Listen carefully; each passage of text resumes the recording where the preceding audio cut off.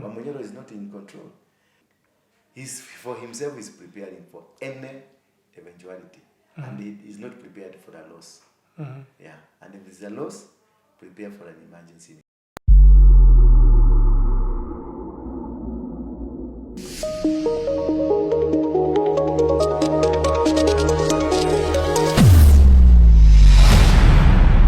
Bethel Clouds TV, empowering lives. Umesema kutakuwa na state of emergency. What is most likely, because the imagination of RUTO, he doesn't have a kind of a thinking of how he will go to, just like what Sudi said, somebody was saying, that have you ever had a president? Sudi. Have you ever had a president of one term in Kenya? That is an impossibility. For them, it is an impossibility. So they are working out on modalities. This one, we must take it by fire, by force. If it doesn't work and we see things are not working our way, we will cause something that will lead to a state of emergency. Then when there's a state of emergency, it means that the cabinet is broken and every other thing, the constitution is suspended, and then the rule, either the president rules as a military ruler or rules with some other circles that's controlling. And this one is most likely to be done if you see this kind of way RUTO is approaching, facing things, pushing things. It's like he's instigating it to come. You know, there's a way your wife can come and start abusing you because you want to walk out, but she wants you to cause it. She's tired of you, but she doesn't want to walk out. She wants you to cause it. That is what RUTO, other side of doing things, is doing. Again, the most disadvantaged thing, yet it is disadvantageous, it is this. There is this person that has been nominated to be the chairman of the IEBC. One thing, and that's why I say there is some things RUTO is doing that are so provocative. This is a relative of Nanok.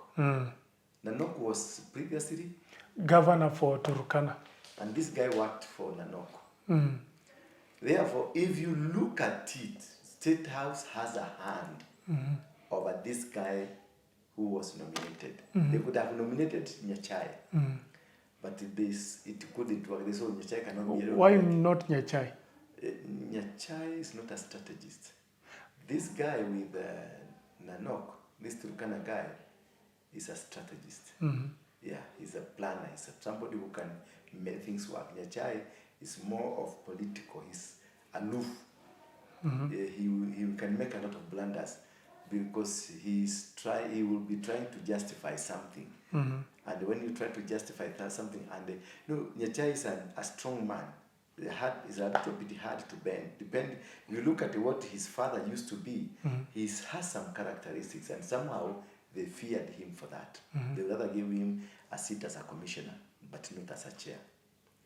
Now, that's one thing, that you look at it critically, RUTO just is throwing things to us so that we can reject them. And it then leaks the information about that person so that we can reject him. Or the parliament can reject him, number one. Number two scenario that is so disadvantageous to RUTO, if it goes through, then it's most likely some Waruinge somewhere will recall the parliament. We put signatures around there and say now the parliament should be brought down. And again, this also, which could be advantageous or disadvantageous to RUTO, all the MPs who are dead, the MCS who are dead, will have by-elections. RUTO will use that to gauge. You'll use now the advantage of the availability of the commissioners. Yes, to gauge his popularity in Mount Kenya, to gauge his popularities around in Nyanza, and all these places. Like now we have this one, for this guy was killed. So this IEBC, the coming of IEBC, is a 50-50 thing for RUTO. It will work or might not work for RUTO. But if it works, it will work still to bring him down. And if it fails to work, it will fail to work also to bring him down. There is a question you had asked me that we said April things will go up and down for RUTO and maybe will not be in power. According to what I know, the push to remove RUTO was like suspended for a few days. Because they saw if they push to bring RUTO down and there was no IEBC, then whatever they will do will be in crisis because there will be no... It will be constitutional crisis. It will be a constitutional crisis. So they will both lose it and somebody can come and take it. It was a strategic shift towards the month of May and the month of June. That is when you see now the shenanigans. And because the name has been taken to Parliament, they will take it as it is. They will not oppose it. Even all members of Parliament, they will not oppose him. Of course, some people will try to go to court, but they will not oppose him. Why? Because all what they want is to have an institution called IEBC in place to avoid another crisis. Should we go to 2025? According to Kriegler report says, the commissioner, the chair, or the commission must be in place at least 2 years prior to the election. Should we delay again, it means the election will be postponed because we will not be within the 2 years, according to the Kriegler verdict. So all these things are working, and now the stage is set for the removal of RUTO. It is now, and if it fails now, then. But right now, this is the season. So now, because RUTO knows this is what they plan to do, he will use a situation to cramp down the nation so that a state of emergency can be reached. So, in layman's language, those who are planning to remove the president, I don't know whether the Raila camp, I'm not sure. There's no Raila Uhuru camp. That's one camp, but splitting itself into two. So the people, the same forces that are planning to remove the president, they would use the availability of the commissioners. Of course, if not, unless you are not planning to overthrow the government.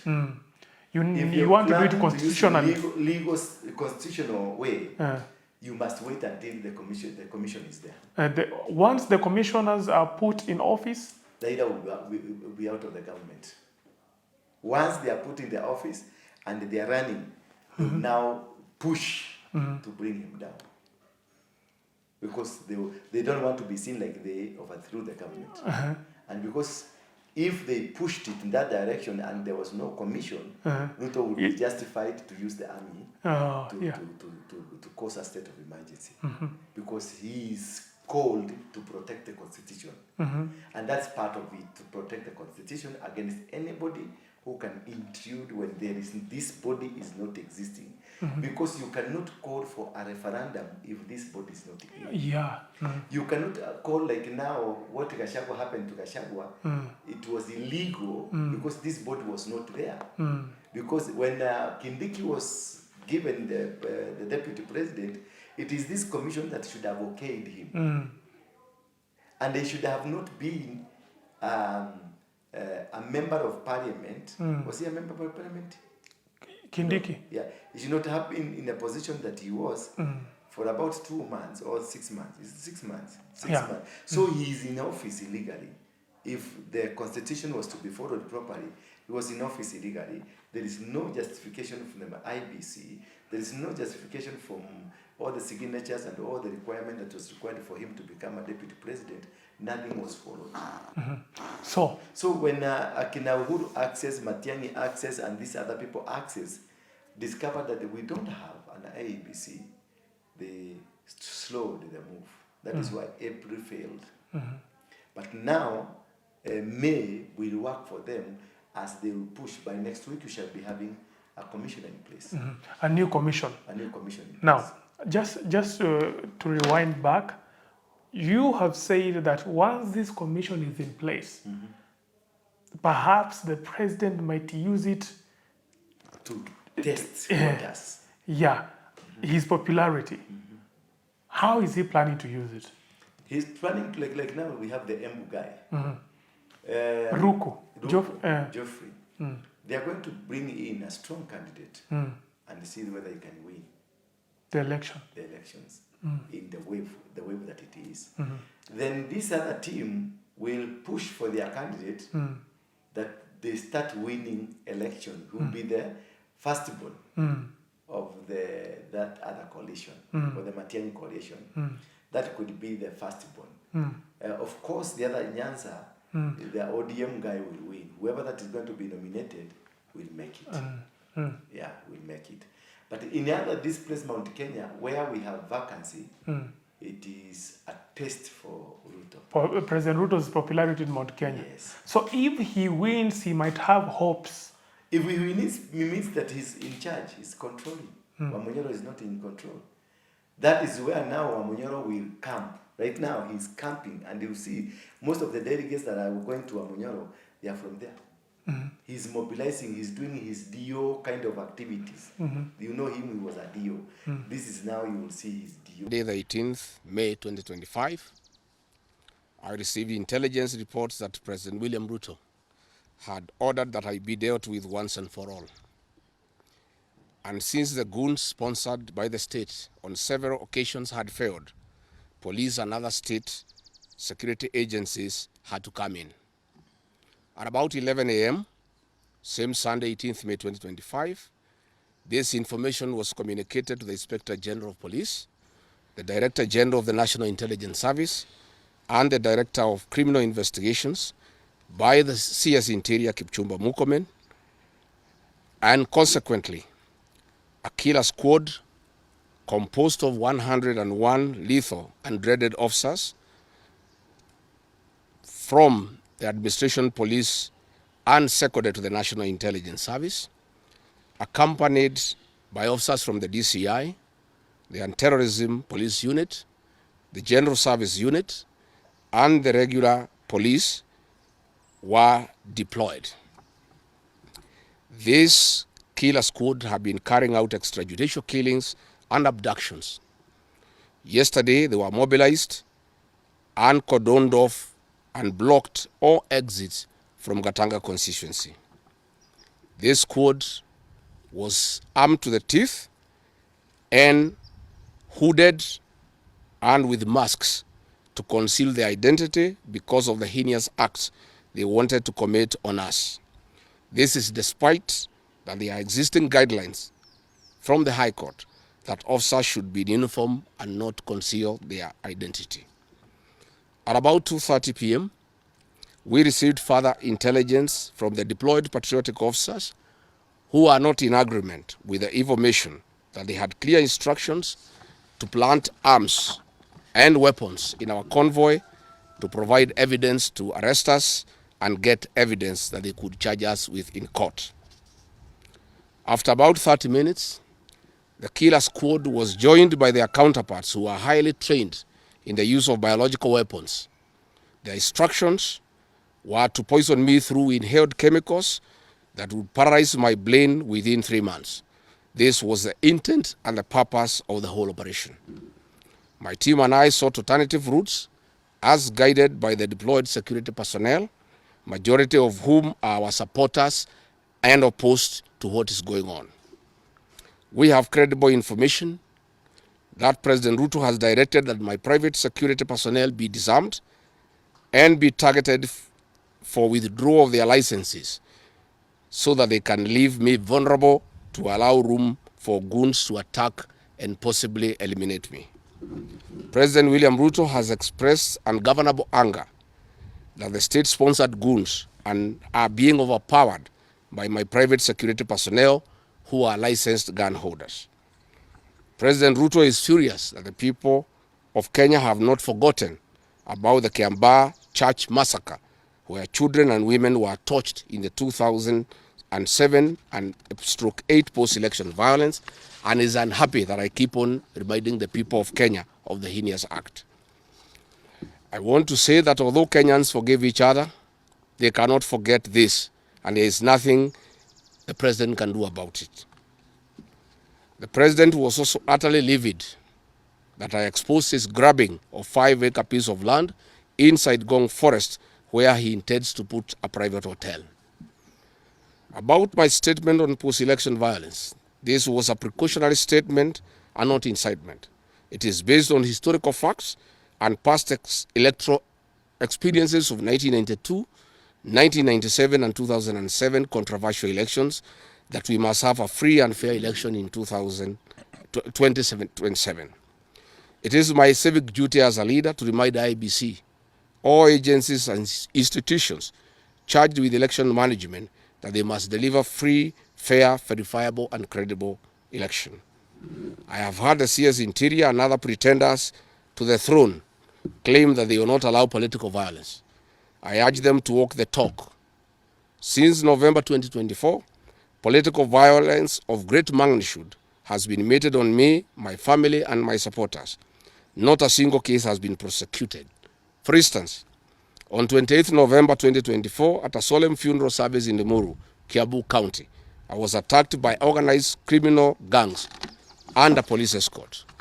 On 28th December 2024, in Shamata, Nyandarua, an inspector of police flanked by criminal gangs threw tear gas canisters at me. On 23rd March 2025, at ACK St. Peter's Cathedral in Nyeri, my convoy was attacked at a church compound by a known criminal gang and a police escort. On 29th March 2025 in Naivasha town, we were attacked by the police. On 6th April 2025, at a church service in Mwik, PCA, hooded goons attacked us inside the church. We are trying to look at the president right now. We are trying to look at the presidency right now. Mm-hmm. President RUTO and his team. Do you feel they are ready to concede defeat? RUTO? Yeah. Not unless we win an election with a margin of 500,000. Mm-hmm. But if it's this 200,000, 100,000, don't expect him to concede. Don't.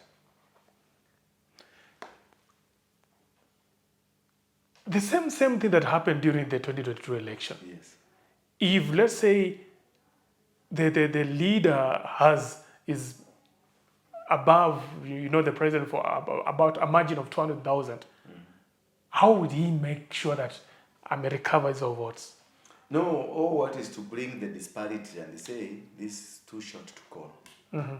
Then they will go to court with that's why you want to change the Kinamada from the court of the Supreme Court, and then he will put his own people, so that there will be no illegalities and irregularities. And hot air. And hot air. You want to create a Supreme Court that he will control. Mm-hmm. What he's planning now is for properly from the IEBC to the Supreme Court and from the ground. Mm-hmm. That's what he's doing. He's for himself is preparing for any eventuality, and he's not prepared for a loss. Mm-hmm. Yeah, and if there's a loss, prepare for an emergency in Kenya. Now, bado ile ya Kindiki hujaongelea vizuri tu, umepatiana tu hapa juu. Ya Kindiki, Mudavadi was sent to go and send a message to Kindiki, not to Kikuyus.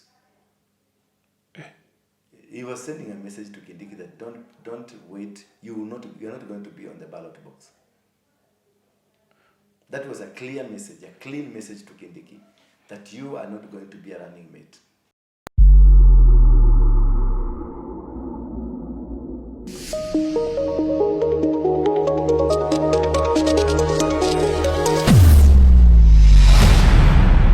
Bethel Clouds TV, empowering lives.